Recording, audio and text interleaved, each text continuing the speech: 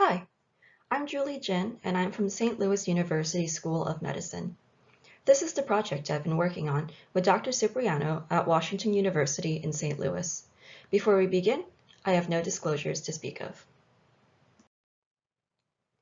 The goal of this project was to compare a new electronic patient survey to an older paper survey used for adult patients with extremity musculoskeletal tumors.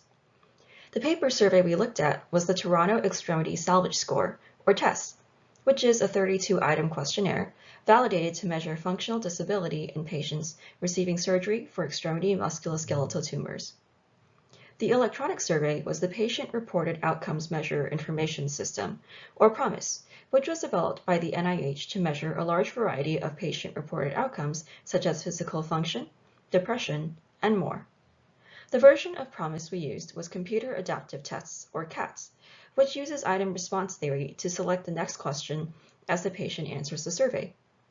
This allows the test to maintain accuracy while reducing the number of questions patients have to answer.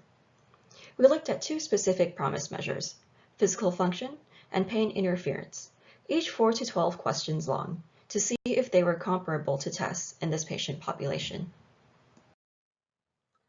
Our studied population was 125 adult patients who underwent surgical treatment for a lower extremity musculoskeletal tumor at Barnes Jewish Hospital between December of 2015 and October of 2018. At a pre-op appointment, patients were administered the lower extremity test questionnaire via paper, and also the PROMIS Physical Function CAT and PROMIS Pain Interference CAT via iPad. The test scores were calculated using Excel and manually entered into a secure database, while the PROMIS scores were immediately transmitted to patient EMRs upon survey completion. We used SAS version 9.4 to analyze the relationship between the tests and PROMIS scores, and calculated linear models that best fit the data using the proc-GLM function.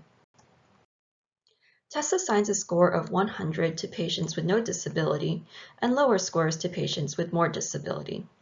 All PROMIS scores are calculated on a normal distribution centered on 50 with a standard deviation of 10. PROMIS physical function in particular gives a higher score if patients have more physical function and a lower score if patients have less. We saw a strong positive correlation between TESS and PROMIS physical function with an R value of 0.83. The positive correlation makes sense because patients with more physical function should be less disabled and therefore have both a higher test score and a higher PROMIS physical function score. Moving on to PROMIS pain interference, patients with more pain interference receive higher scores. When compared to TESS, we saw a strong negative correlation between TESS and PROMIS pain interference with an R value of negative 0.77. The negative correlation makes sense because a patient with more pain interference would be expected to be more disabled, and therefore higher PROMIS pain interference scores should correspond to lower test scores. The linear equation used to model the data relationships are located on the graphs here and here. In conclusion, we found that the lower extremity test questionnaire and the PROMIS physical function CAT measured similar information in this patient population. PROMIS pain interference scores appear to be related to functional disability, but not as strongly as PROMIS physical function.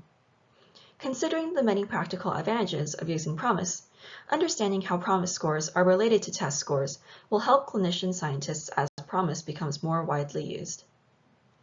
Thank you.